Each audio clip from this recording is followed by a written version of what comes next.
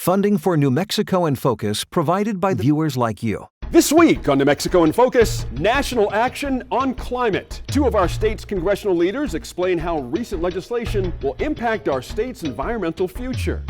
And not only my friends, my family, the young ones, affected by it, but to see them in harm's way. I'm just happy I reacted the way a warrior should have. Strength and resilience at the Gallup Intertribal Ceremonial after a terrifying incident left more than a dozen injured. New Mexico in Focus starts now. Thanks for joining us this week. I'm your host, Gene Grant. New Mexico's congressional delegation is making an impact in Washington. This past weekend, the Senate passed historic climate action, and New Mexico's Martin Heinrich was a key player.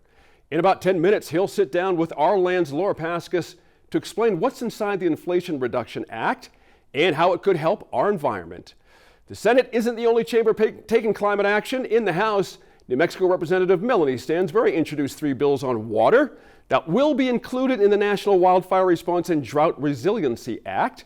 In about 25 minutes, she explains how those bills will help protect our state from further drought damage. But we start with the arrest made in the murders of 4 Muslim men. Police are charging 51-year-old Mohammed Syed with 2 of the murders and say he's the prime suspect in the other 2 killings. The case brought weeks of paralyzing fear to the Muslim community. It's time to bring in our Line Opinion panel to assess where we go from here. Welcome to our Line Opinion panelists this week. We're happy to be joined by attorney Laura Sanchez. She's one of our favorite regulars. Former state representative and House Minority Whip Daniel Foley is with us. And the news director at the Carlsbad Current-Argus, Jessica Onsuris. Thank you all for being here. All right, the city of Albuquerque and much of the state is exhaling after police arrested a suspect in the killings of 4 Muslim men. I know this case brought a lot of anxieties to the surface for a lot of people, not just those in the Muslim community. So Laura, what was your reaction when you heard about the arrest? Let's just start there. Well, I mean, first of all, I was relieved that it happened so quickly. I think that's an important fact in this whole thing. And I'm sure Dan will talk a little bit more about the police response, but I think that, it was a lot more swift than we've seen in a lot of situations. So that was good. There was an interagency response. I think everybody worked together, and it had the level of importance that it should have had for something so, shocking to the community. But to be honest, there had been so much information out there about this being a potential hate crime. There was a pattern of multiple Muslims that were involved. And then once there was an arrest, I assumed it was, I didn't at all think it would be another Muslim who had been arrested for this crime. But so it told me that, we did kind of all jump to some conclusions. But to me, it showed it's a lot more complicated than maybe we at first had expected it to be. So I think that we'll be hearing a lot more as law enforcement and the justice system, pairs out what's going on here. But I think it was just kind of shocking all the way around. And I think that the Muslim community, in particular, Ahmad Assad, who's been on the news a lot, he's an attorney. Yep. Everybody kind of knows him locally in the community, but he, I think, did a very good job at representing from his community's perspective how much fear that this engendered in everybody. So I think that's important, and I'm glad there was a swift response from law enforcement. Jessica, before the arrest, I'm going to pick up on Laura's point about fear. Before the arrest, we had heard reports of people leaving the state. We had folks write into us here at New Mexico PBS to take down old interviews that we had done with them because they were afraid they could be publicly identified as Muslim. And that fear just doesn't go away overnight or from an arrest, whatever the outcome. How can we repair this damage done in this community with just, what happened over the last couple of weeks? Well, let me just say, I think that we don't have a good track record of reporting on faithfully and accurately on any of our minority communities. And when a tragedy like this happens, I think that's compounded, that trust issue is compounded. And fear is always the leading factor when you hear that someone is shot, and then you hear that this community is being targeted. We have experience in this part of the state, or this part of the nation, excuse me, with that. This brought to mind for me the shootings at the Walmart in El Paso. We have minority communities that are targeted all the time. So I think that fear was justified. And I think it's going to take a lot of time, a lot of work on trust to get us back to where, as media, we can cover these types of things and not make it worse, but also make it fair for those communities, and bring them some sort of sense of that they have a safe place to talk about the issues within their communities, especially when tragedies like this happen. That's a fair point there, because there's always a danger, Jess, that folks will roll back their concern for another community just by saying, oh, well, it's an inside thing, just let them handle it, that kind of thing. Are any of our public leaders obligated to say something even at this point about this situation, in your view? I think that at this point, the only thing they can express is sympathy and concern. I will echo Laura in saying that the situation was handled fairly swiftly. It might be one of those things that is, quickly forgotten if we let it be. So I do think that it is up to our elected leaders to, keep shining the light and make sure that justice is served in this particular case. Hey, Daniel, interestingly, court documents show Mr. Syed had been arrested 3 times on misdemeanor battery charges, 2 of which involved domestic violence against his wife and son. The charges were dismissed in both cases. What should we read into that, and particularly about guns? Is there... because don't forget, police say multiple firearms were taken from his home when they executed that search warrant, and one of which was an AK-47 his son says he bought a scope for the day of one of the shootings. I mean, is there some connection here we can make?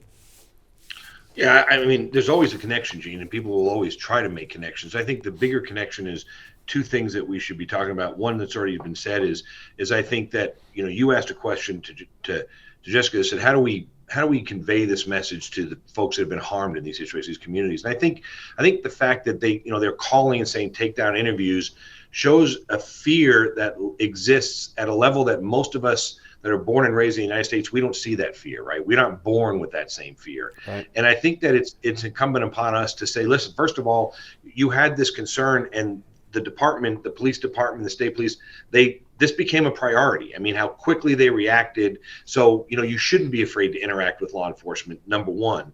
Number two, I think it's also showing the failure of our court system. I mean, I just don't understand how you can have multiple domestic violence charges. I mean, there's got to be, we've strengthened these laws. We've tried to over the years where, when I was in the legislature, there was a big problem over domestic violence. By the time the police showed up, the wife is beaten half to death. The guy standing over there in his T-shirt, and the wife says, no, he didn't do it. I fell down. And the police had to leave. Right.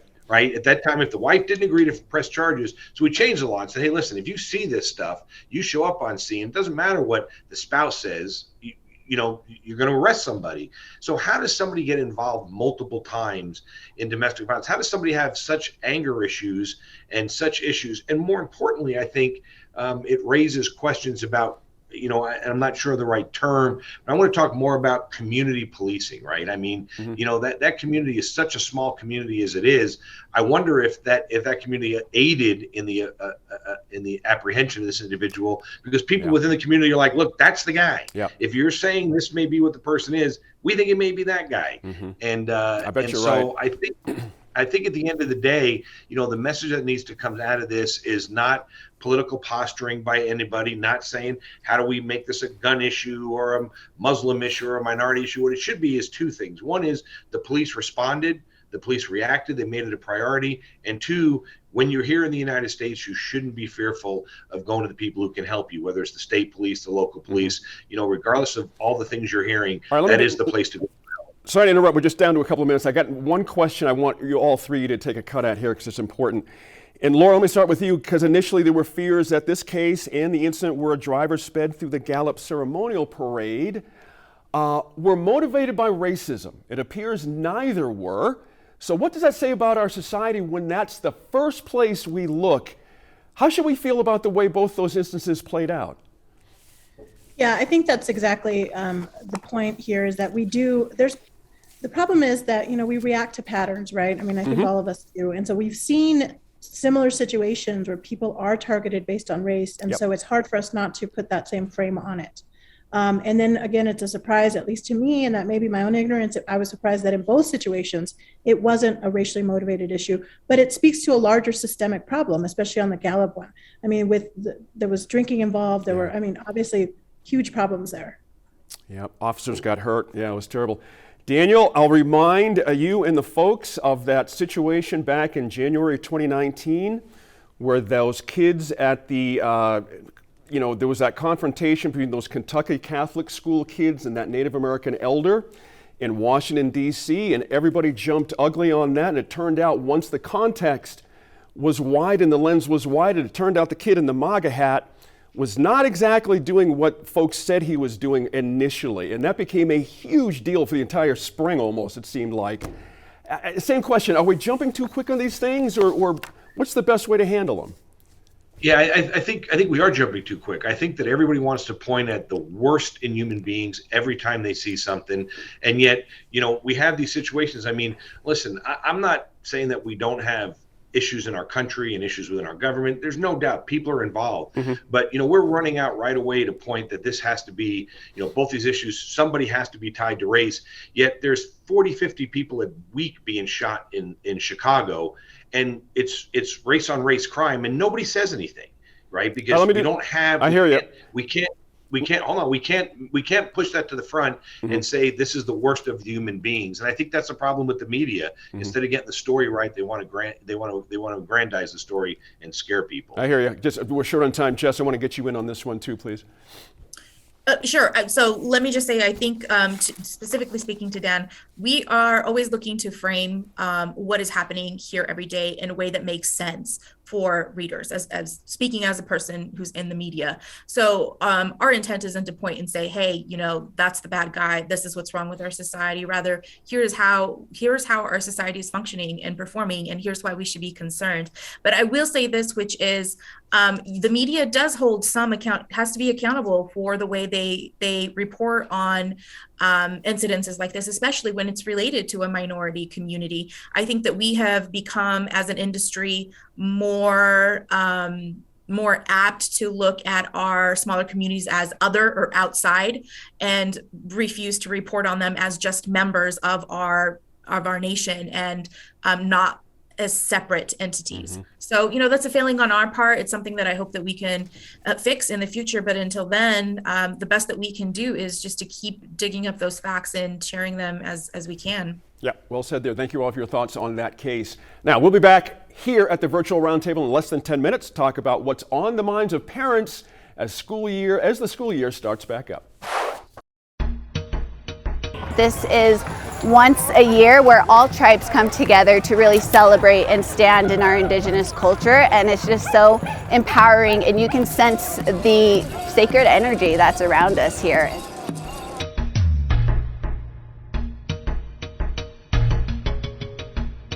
There's been a lot going on in the Congress in the last few weeks, from the Inflation Reduction Act, a climate energy tax bill, to the January 6 hearings, and working to find a way to come together as a country. At the end of July, U.S. Senator Martin Heinrich visited the studio for a wide-ranging conversation with our Land senior producer, Laura Paskus. Welcome, Senator Heinrich. Thanks for coming into the studio. Always great to be here. Thanks. So we're talking at the end of July. The big news this week was West Virginia Senator Joe Manchin finally stopped holding up an energy climate tax bill, the Inflation Reduction Act. If passed, what are some of the critical climate provisions in that bill? Well, if we can get this across the finish line, and we're not there yet, but it would be far and away the biggest thing ever done on climate. There are an enormous suite of tax incentives and other programs that could reduce the U.S.'s pollution output in terms of carbon dioxide by as much as 40% between now and 2030. We've just never moved the needle that much. And so there's tax credits for wind and solar. There's a whole suite of policies designed at bringing manufacturing for all those clean technologies, batteries, wind, solar, storage back to the U.S. There are rebates to help individual families with their the cost of their energy burden and really getting them the best, most efficient technologies now at the same price as old-fashioned technology. And so then they can save on their bills month after month after month. So there's an enormous amount in this bill. Obviously, it's the result of a year's worth of negotiating and compromise, but a giant step forward for the climate. It's been interesting to watch this debate going on, and I know that Senator Schumer was negotiating. Do you have any sense of what finally swayed the West Virginia senator to supporting this? I think there was a moment there when things really seemed to come apart. And I'm not sure that the senator from West Virginia was quite ready for the scale of the backlash at that moment. And that's on policy grounds, but it's also just on the grounds that we were all trying to engage in this in good faith for well over a year. And if you're not going to actually make a decision at the end of the day, then that's a very bad place to be. And I think he realized that we were close enough that we could get there and make it work for all 50 senators involved. Mm-hmm. I kind of wanted to move toward January 6th a little bit. Yeah. You lived through that historic insurrection. Yeah. And I'm curious, your thoughts looking back and with the hearings going on right now, how do we as a nation heal from something like that? I think what's happening right now, in terms of even much more so than the impeachment trial, the hearings that are happening right now have really forced people to take some responsibility for things that government officials did in those days running up to January 6th. There's a lot more transparency around this now than there was. I think that's an important part of how we come to grips with how this happened and how we try to answer the question of how we prevent it from happening in the future. I never in a million years thought I would see the things that I saw on January 6th. It is something I still think about every day. And, I knew, there are Capitol Police that I used to say hi to every other day aren't with us. So I hope this is a moment where we realize that democracy is not something that just continues with the inertia of time, but we have to invest in it and we have to reinvest in it. And I think we all took that democratic process for granted for too long until it was tested. And boy, it nearly broke, but it didn't. And now we're going to have to hold on to this and try to move forward in a way that we make sure that the next time around that elections are decided by voters. Yeah, I can't believe we are talking about these sorts of things in the United States now, but I mean, politics really feels to me as something that's become this crazy spectator sport, and on the outside of it, I'm tired. Yeah. I'm tired of watching it, and I'm just curious if bipartisanship is something of the past, or if we can come together as a nation. I think to some degree it will be decided by voters who have to make a decision as to whether they're just, which cultural team they're on is more important, or whether they want governance and the stability of democracy and the reality that we move forward through a process of compromise.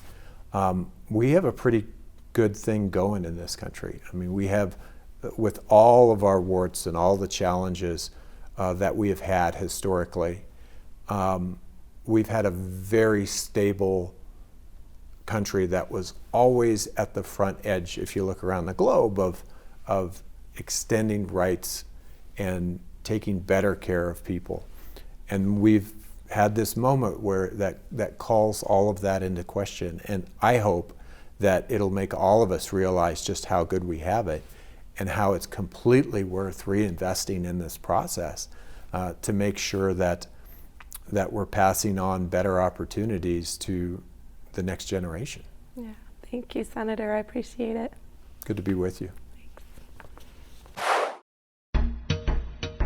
For the last several decades, we're already seeing the signature of climate change in our river systems and the changing weather patterns, the lack of snowpack, and these strange storms and rain patterns that we're seeing. And so if we're going to be able to address the long-term resilience of our communities, we really need to be able to manage our river at scale.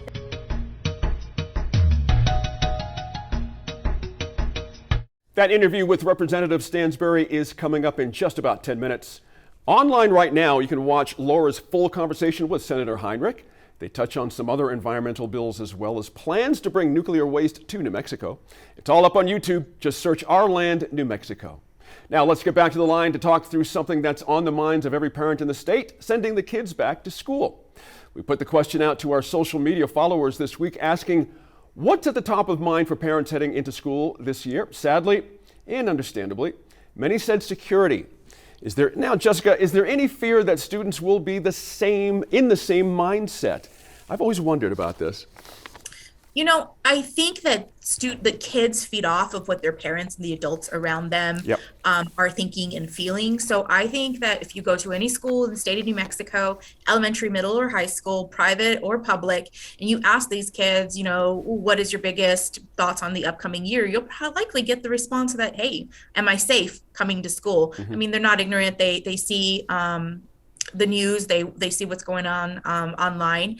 I'm sure that many, especially at the high school level, have that concern.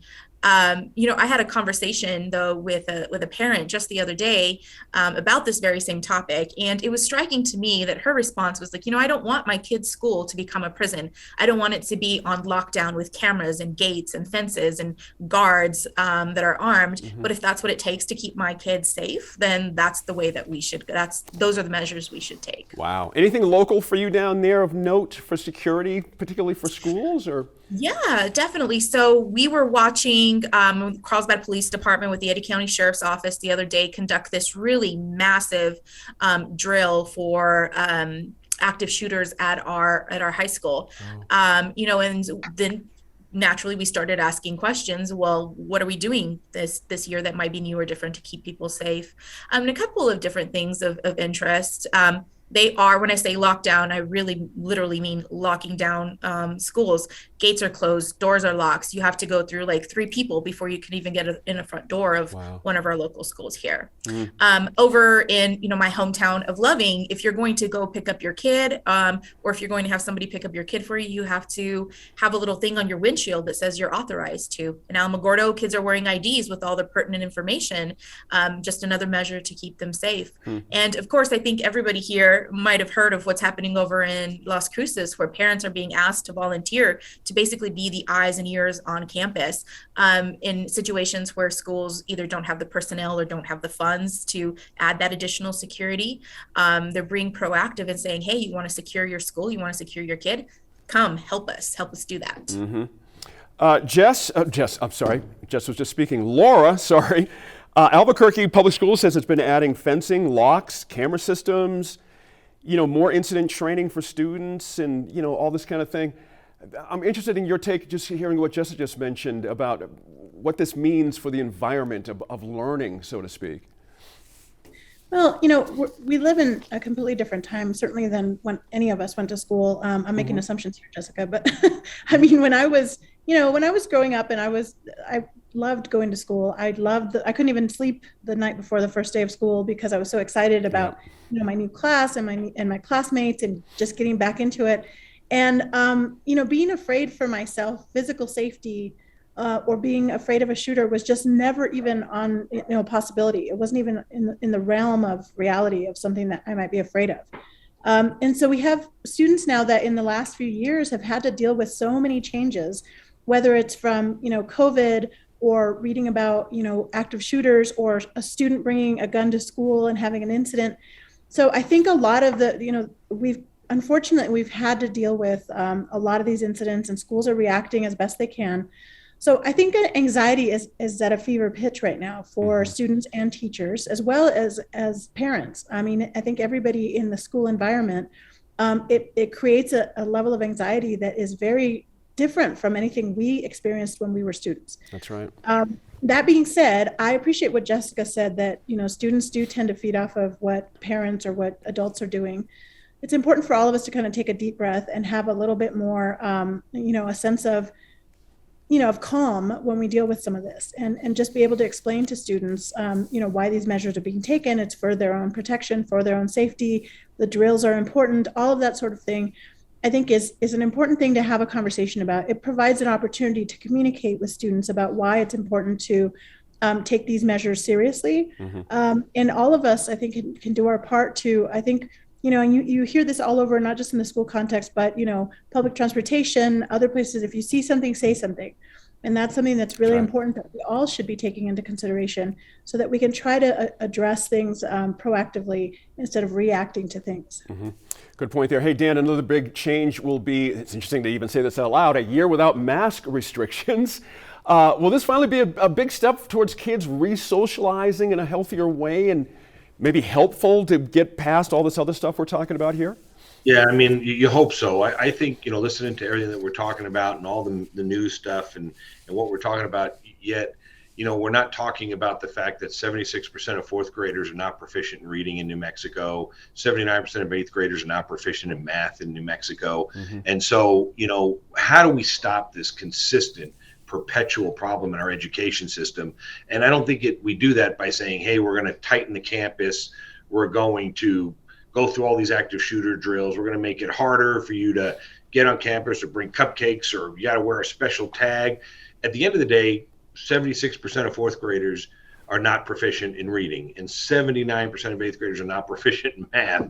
I mean, you're destined to keep producing the same things over and over again. And I get frustrated that safety is clearly important.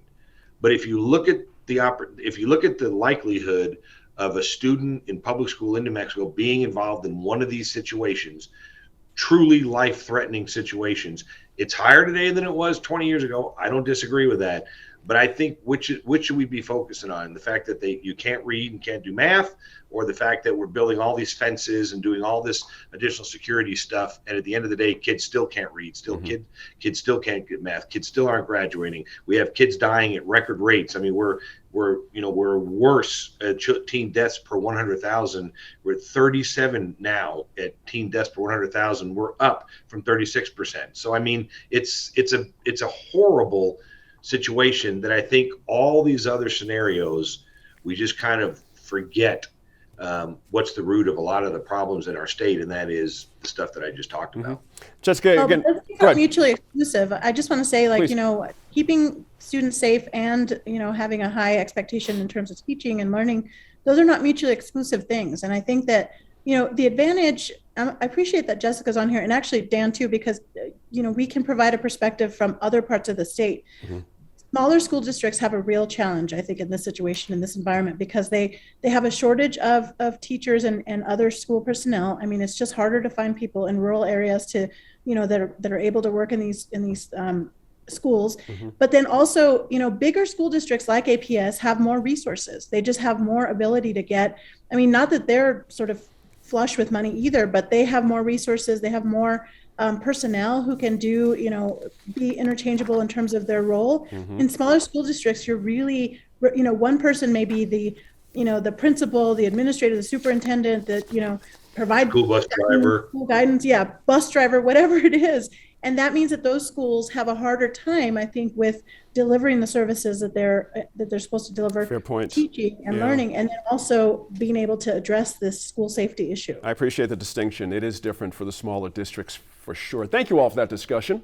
Now, we'll be back in less than 15 minutes to talk politics as our Secretary of State defends the integrity of our election system in Congress. But first, a conversation with New Mexico Congresswoman Melanie Stansbury. At the end of July, 3 of her water bills passed through the U.S. House of Representatives for inclusion in a larger bill, the Wildfire Response and Drought Resiliency Act. Now, this week, she talked with Laura Paskus about what those 3 bills could mean for New Mexico. So you have been very busy, and in particular with some water bills lately. I kind of wanted to go one by one, and I was hoping we could start with the Rio Grande Water Security Act. Yeah, well, just the bigger picture. So actually this last week, we just passed a whole package of drought and wildfire bills in the House of Representatives. We passed 48 bills that were packaged together to help address drought, water resilience, and fire resilience in the Western United States as we're facing these unprecedented challenges. And it was led by the House Natural Resources Committee and our leadership, and Joe Neguse, who's my colleague to the north from Colorado. And I was extraordinarily fortunate to have 3 of my water bills included, as well as our Hermit's Peak Calf Canyon fire response bill as well. So of the 3 bills that were included, the Rio Grande Water Security Act is a piece of legislation that would create a framework for collaboration on the Rio Grande. And as you've been reporting, and so many of our water experts have been talking about, you know, we're seeing the Rio Grande drying in places that we haven't seen in decades, especially here in the central Rio Grande through the Albuquerque area. And our bill is really designed to help create a collaborative process to help prevent that from happening going forward. So what we know about climate change is that for the last several decades, we're already seeing the signature of climate change in our river systems and the changing weather patterns, the lack of snowpack, and these strange storms and rain patterns that we're seeing. And so if we're going to be able to address the long-term resilience of our communities, we really need to be able to manage our river at scale. And so this bill creates that framework. It brings all of the federal agencies that help to manage water together. It brings the state of New Mexico, Colorado, and Texas to the table, our tribes and our pueblos, and our local stakeholders and those who care about water, our acequias and water managers, irrigation districts, so that we can build a collaborative plan for the Rio Grande and not just sue each other over water. And it also provides flexibility in how our federal agencies manage those water systems. So one of our big challenges, especially this year, as we're trying to meet the moment and this strange drought that we're having along with monsoon rains, is how do we meet our compact requirements at the same time that we make deliveries to our pueblos and our tribes, and also meet the needs of our water contractors, our farmers, and our cities. And it's been very difficult because we don't have a lot of flexibility in how we manage the system. So this bill would create that framework so that the agencies have that flexibility in managing our federal reservoirs and the irrigation systems, as well as helps to authorize new programs for conservation and restoration of the river itself. Yeah, so that's also, it's all great to hear. You know, it was hard for people to see the drying in the Rio Grande in the Albuquerque Reach last week. And, you know, what I hear from so many people as I'm covering it is what can we do? And people want to know what they can do besides conserve water or call their lawmaker. But I feel like you really kind of got at the meat of this, that it is a bigger process, and it requires the help of Congress. It requires funding. But I'm curious from your perspective, when people feel helpless in seeing these tragedies occurring, you know, what you would say to people when they want to be doing something. Yeah, well, I think it's really important that people understand the bigger picture, and that's why your coverage of this issue is really important. You know, while each of us has a part to play in terms of conserving water and using less water, this is really a problem that has to be addressed at scale across the entire watershed. So the Rio Grande is one of our most iconic rivers. It stretches 1,900 miles from Colorado down to the Gulf of Mexico. It sustains millions and millions of people, both in the United States and in Mexico. And you know, while individual conservation efforts in your home and your yards is important, it really has to do with the larger ways in which we manage the river. So For example, this summer, because we did not have a lot of storage in our reservoirs, because for the last several years, we haven't had snowpack year after year. We had almost no monsoon season last year, and we had very dry soils. And we have a La Nina year right now, which is impacting the weather patterns. We really didn't have a backup to deal with the water shortages that we were going to see this year. Luckily, we got some monsoons that helped us get through the season a little bit longer, but there wasn't that flexibility to help meet our compact requirements to Texas and make those water deliveries for our senior water rights holders, so that we could keep water in the river for our fish and for the bosque. And so in order to address that, we really need solutions at scale. We have to provide those big answers in how our water managers can manage the overall flow of the river to optimize it for all of these different needs. And I think that the best thing that citizens can do is to lift up these issues and to call your lawmakers, to call your Congress people and your senators and your state legislators and tell them how much these issues matter to you and that you want to see these bigger, longer term solutions. And, you know, we do need more water conservation, and we do need other smaller scale solutions as well. But these really big structural problems are what we really need to tackle in the next several decades, because climate change is so big and so massive and is going to affect our hydrologic systems in such significant ways. It's not just enough to, you know, water your lawn less and put in xeriscaping. We're really going to have to fundamentally rethink the entire system. Yeah, as overwhelming as that is to hear, it's also very refreshing to hear, Congresswoman. So I appreciate your taking seriously the scale of the issue. I wanted to move on to the Water Data Act, which might sound familiar to New Mexicans who pay attention to the state legislature. What is the Water Data Act and what would that do? Well, I'm very excited about the Water Data Act. And for those of you who've been following water issues, you know that New Mexico passed our nation's second Water Data Act in 2019. And in many ways, it was the most forward-looking Water Data Act in the United States, and very much was a model for this national legislation. And I helped to craft that legislation along with our cattle growers and ranchers and farmers and conservationists and our state agencies and science organizations here in the state, modeled after some of the work that had been done in previous federal administrations to really streamline and standardize the way that we collect data and provide data so that we can help those who are managing water on the ground.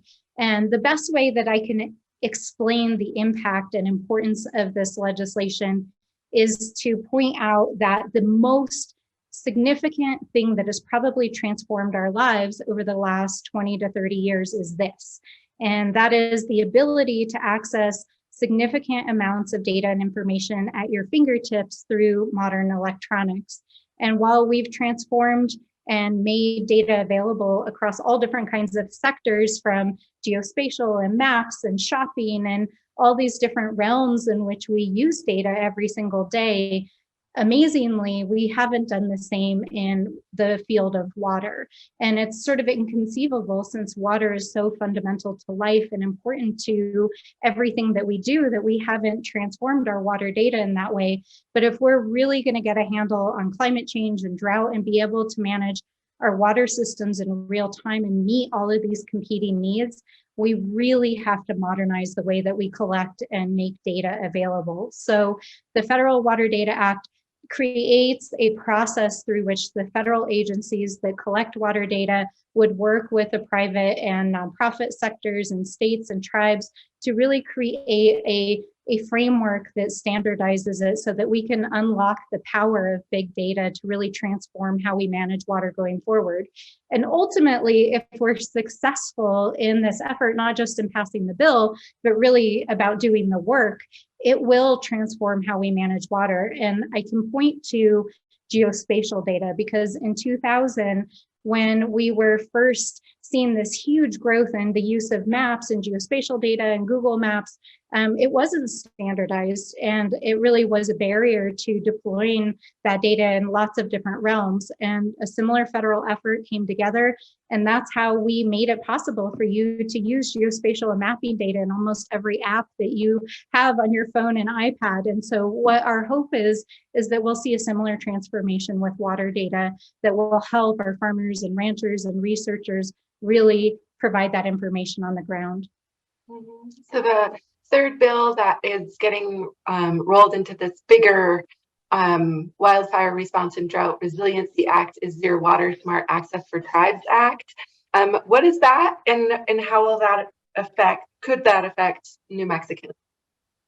So the Water Smart Access for Tribes Act is very simple. It basically allows the Secretary of Interior to waive cost sharing requirements to get federal grants to support our tribes in water conservation and resilience projects. And what we know is, especially here in New Mexico, so many of our communities do not have the capacity to leverage significant amounts of infrastructure dollars on the ground. And it's a barrier to entry to getting federal money when you don't have the ability to provide a cost share. And the Water Smart program has been around for over a decade at the federal level, and we've seen disproportionately that our tribal communities have not been accessing those grants. So this bill basically allows the secretary to say, you know what, we're going to waive or reduce that cost share so that you can access this funding and implement projects.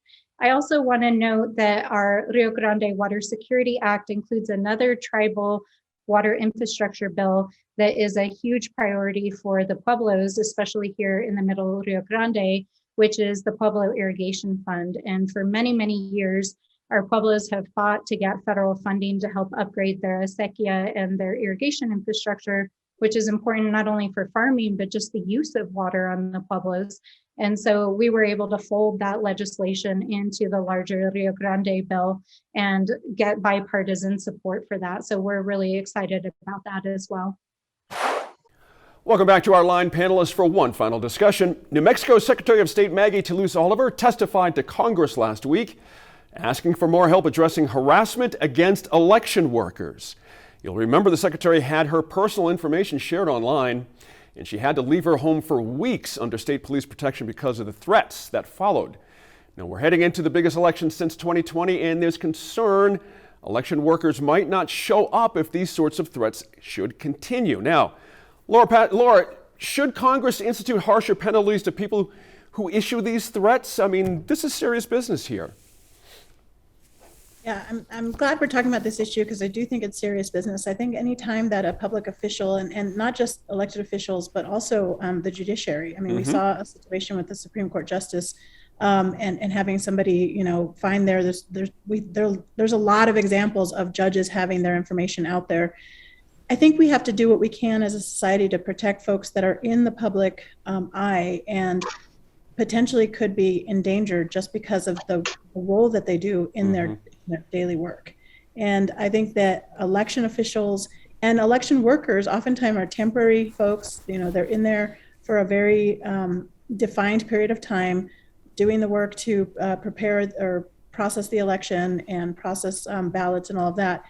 And to have them then have to risk their lives or their safety because of somebody who disagrees with a process or something, I think that's just a very high risk for them to take. So it makes sense that we do what we can to protect them. And I do think that penalties should be reevaluated because there just aren't very many at this point for a situation where people's private information is disclosed and there's then actions taken against them. That's right. Jessica, it should be pointed out, the vast majority of the workers we're talking about here are women. The vast majority. Does this change the equation in your view? You know what? I think that I'm going to reiterate what Laura said, which is anybody who is working in the election sphere, whether as a full-time job, as a temporary worker, or as a volunteer, should be protected regardless of their sex. But you're right. Most of these workers are women. It's boggling to the mind. But Yeah, I think that it's especially intimidating as a woman when you have aggression pointed your way. You're just trying to do your job. I wouldn't say that we are particularly more vulnerable. I think we can be smart about our own security, but I do think that that means that we need to rely a little bit more on laws to protect us, on resources. To protect those women who are doing that job. And, you know, from everything that the Secretary of State has been saying in her testimony in Congress, which happened several times, they've been talking about election integrity and protection of workers for a while now.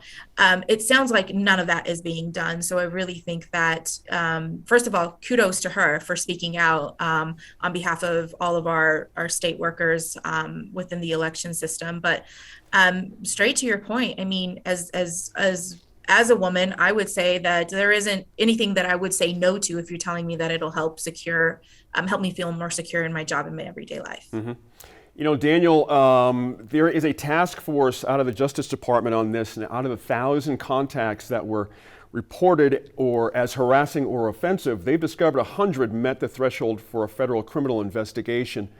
I'm still blown away no one's popped someone for revealing Maggie Toulouse-Oliver's address and other personal information. Does someone need to be arrested here to stop this? Because it seems like it's a clear playing field for people that want to harass these women. Yeah, I mean, this harassment thing is a clear problem, right? This you know, these folks that make a living out of harassing and trying to intimidate. I'm not sure that Maggie Toulouse-Oliver's information is private, right? She's an elected official. You go on the Secretary of State's website and figure out a way to, depending on what she's put out there. That doesn't mean she has the right to be harassed, though, right? I mean, elected officials, you do have the right to get in touch with them, but this harassment stuff, but I think it just kind of falls back to a bigger problem, right? I mean, why do we have this? Like, why has this risen to the level in the last few years? I mean, 20 years ago, voting was such a happy day, right? I mean, you know, people stood in line, people, whether they agreed or disagreed, stood in line, talked to each other. They argued after the vote, they argued up to the vote. But when I first ran for office, Election Day was kind of the coming together of different sides, right? Everybody, you weren't campaigning anymore. You weren't out talking trash about each other. You would just wait for the people to do their business. And I think that we keep being distracted. I mean, you know, just recently, I mean, the fact that less than 21%, 20% of the people in this country believe that there is election integrity. That's down from 37%. Right. So I'm not advocating that something has happened. I'm not saying Trump lost the election and it was stolen. I'm not saying any of that. I'm saying that we never seem to address the fears that people have. I would also throw out there, your stat, Gene, of the 1,000 where they found 100. Is that in New Mexico? No. Or is that national? Nationally, yeah. I mean, you know, you got 300 million people in the state, in the country. I mean, and you have 100 people that I guarantee you that there's more than 100 daily harassment interactions that happen every single day from people across any spectrum. And so, you know, is it something that's a problem? Yes. Would we love to get to zero harassment? Yes. But when we present this, that, oh, we looked at 1,000, we found 100, oh my gosh, there's this problem. And there's, you know, almost 500 million people in the United States. The numbers are what the numbers are. And I think that it's sometimes we get taken off to go down a different task when the real issue is in front of us. Hey, Laura, real quick question. What role do the January 6th hearings play in this? I mean, what outcome would create the best situation for these election workers moving forward, in your view? If you got just about a minute or less. Yeah, no, I mean, I think that January 6th has been it's something that permeates a lot of different aspects of our culture now in politics. I think that you know, is the extreme, and a lot of people, including Maggie Toulouse-Oliver, has worked to try to protect our voting, the integrity of our voting system. I think that the best possible outcome is that there be some changes to our process in terms of having to disclose your personal information, which every elected official has to do on their forms when they file for candidacy. And then also just increasing the potential penalties for somebody harassing an elected official for their job. I think that both of those things need to occur very quickly in order to address these problems. That's a good point there. Thank you all for your thoughts tonight. Three great subjects. We'd love to hear from you, our viewers. Let us know. We'll see you next time. The 100th Intertribal Ceremonial is going on right now in Gallup. It runs through Sunday, August 14th. The event began last Thursday with the ceremonial night parade, but an incident quickly turned the celebration into a tragedy. 15 people, along with 2 police officers, were hurt after authorities say an intoxicated 33-year-old drove through the parade route. That driver has been charged with more than 21 crimes in the incident. Now, watching a car speed through a parade route would shake anyone, but less than 24 hours later, while paying tribute to those hurt, ceremonial organizers, spectators, and participants shifted the focus back onto the people and the culture that this event was meant to honor.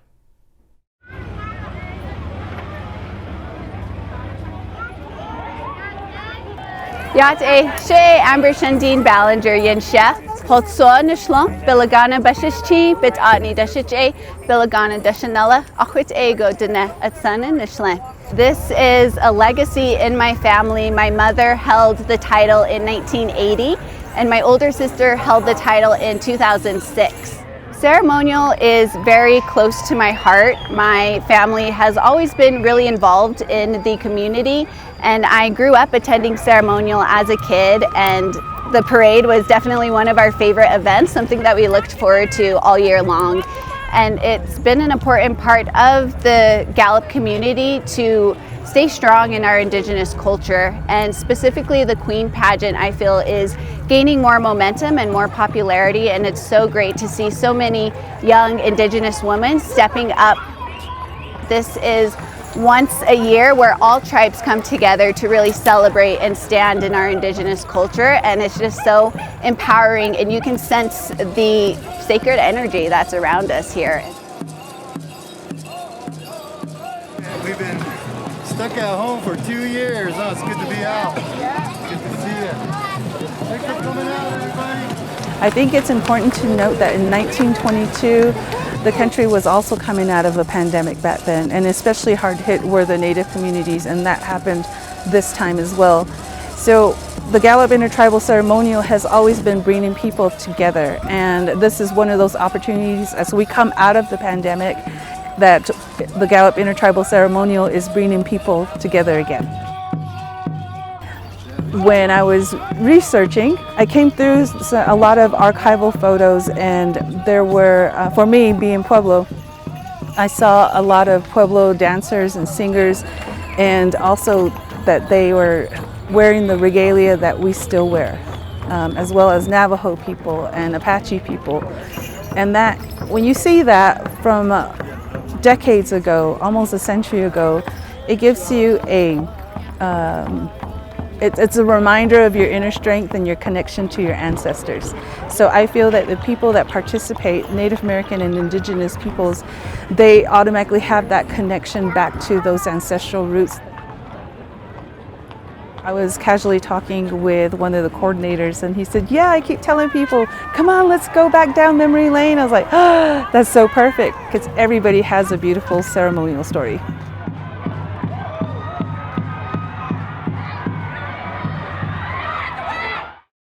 I'm sure by now many of you heard of an incident that occurred here at the Gallup Ceremonial Night Parade. A vehicle came through the crowd and ran through much of the parade route. I know there's a lot of family members that are shooken up, scared. I just ask that if you know of someone that was at the Gallup Ceremonial, just give them a call.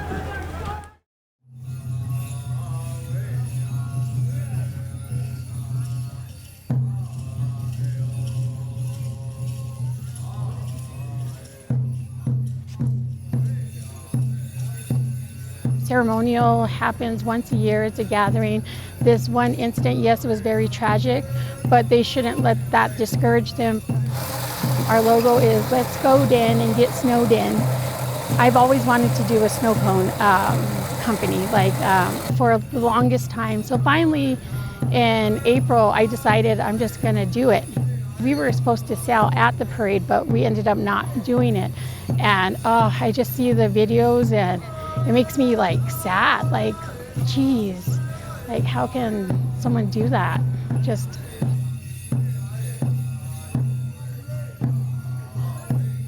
we were just coming into town, and I saw the commotion going on, and we're like, what's going on? You know, then when we saw it on Facebook, I saw it on Facebook, and it was kind of scary, and I knew my aunt was down here, and I was like, I hope she's okay. To me, it's like, you know, things happen, but, you know, we have to keep going. No matter what happens, you know, we got to keep going on.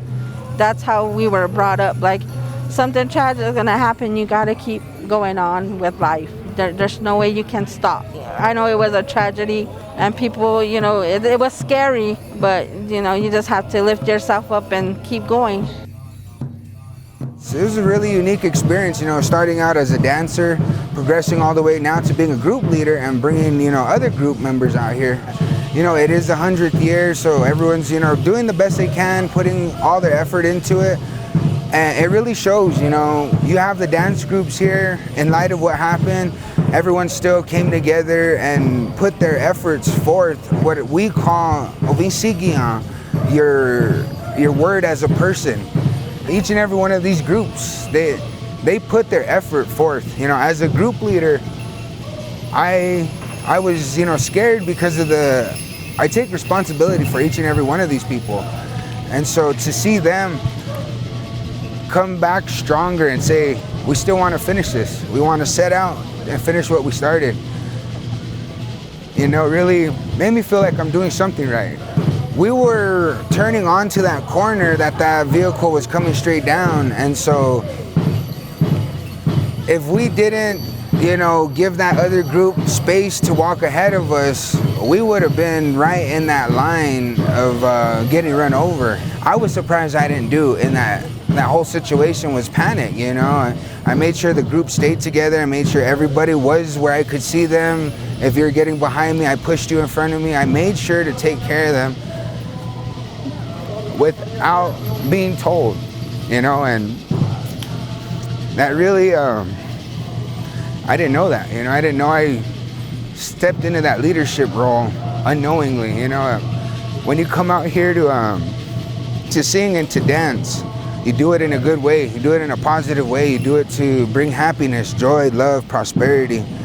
And, you know, to see not only my friends, my family, the young ones, you know, affected by it, but to see them in harm's way, I'm just happy I reacted the way a warrior should have.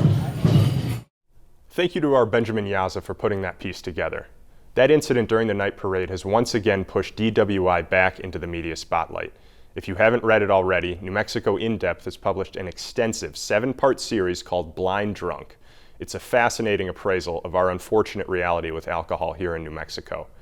Next week on our show, don't miss a roundtable discussion with some key players in that issue. Gene talks with the writer behind the series, a clinical psychologist, a doctor of internal medicine in Gallup, and a state representative. They'll all dive into the stereotypes surrounding this issue, the solutions we all can offer, and how we can expand the focus beyond DWI to the root causes of this state's larger alcohol problem. We kind of miss the forest for the trees, because when you look at alcohol-related deaths nowadays, DWIs only account for about 1 in 10 of them. So 9 in 10 of alcohol-related deaths in the state are occurring elsewhere. It's an issue that touches on violence, on the safety of kids, you know, on the economic well-being of our state.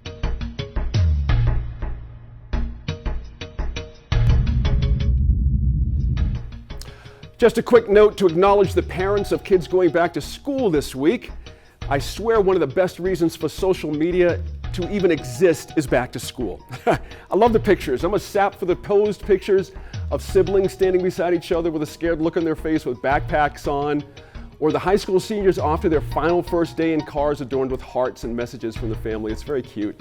I love it all. Back to school is magic, and yes, I may be a bit nostalgic here with my own 2 graduating college this year, but it still gets me every year. It's hard to explain to a non-parent how one has to pull over and let some tears fall after dropping off your kiddo for the first day of school for the first time.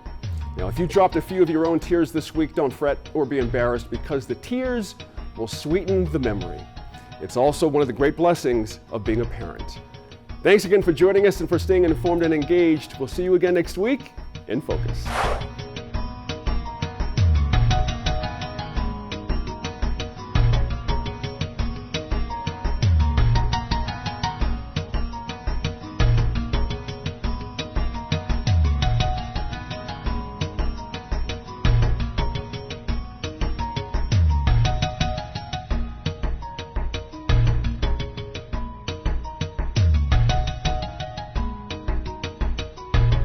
Funding for New Mexico in Focus provided by viewers like you.